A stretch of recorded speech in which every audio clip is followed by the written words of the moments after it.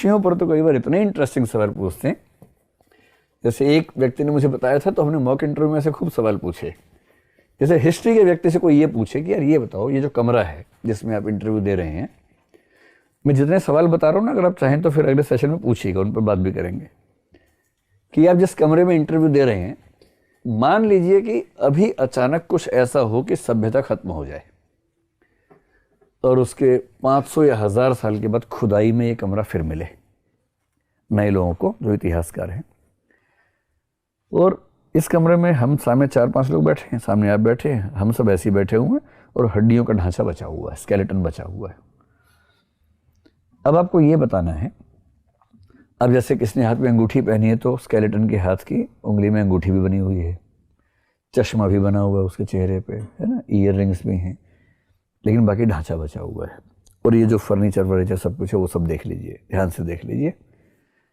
अब ये बताओ कि मान लो 1000 साल बाद खुदाई हो, एक्सकेवेशन हो, और आप खुद ही उसको लीड कर रहे हैं, एज्यूम कर लीजिए फिर पैदा हुए हैं, तो इस कमरे की खुदाई से एक इतिहासकार के रूप में क्या 5 निष्कर्ष निकालना चाहेंगे, ये बताइए। असली सवाल ये होता है,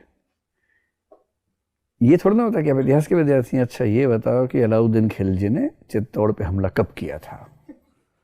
सर 1302 में या 3 में? सर 3 में जनवरी में या फरवरी में? ये सवाल थोड़ा ना है, ये तो टुच्चापन है, ये सवाल थोड़ा ना है। अगर उसको पता है कि जनवरी था कि फरवरी था, इससे क्या फर्क पड़ा सिविल सेवाओं भारत में। लेकिन अगर कोई इस तरह के सवाल में सोच के जवाब दे पा रहा है, तो गारंटी है कि आपने एक समझदार व्यक्ति को चुना है, और वो समझदार व्यक्ति जहां भी काम करेगा अच्छा काम करेगा, क्योंकि समझदारी ही चाहिए। अल्टीमेटली दुनिया में किसी भी काम को करने के लिए समझदारी, कॉमन सेंस, क्रिएटिविटी, ये सब चाहिए होता है। नॉलेज तो आई जाती है किसी भी काम को करते करते। तो अगर आप ऐसे प्रश्नों के उत्तर दे पा रहे हैं तो आप मान के चलिए कि कोई आपको रोक नहीं पाएगा। सोच पा रहे हैं इसका उत्तर? हिस्ट्री के लोग सोच के देखें, और किसी भी विषय के, मनोविज्ञान के लोग भी सोच सकते हैं कि मनोविज्ञान, समाजशास्त्र के लोग भी सोच सकते हैं कि इसी में समाजशास्त्री क्या निष्कर्ष निकालेगा।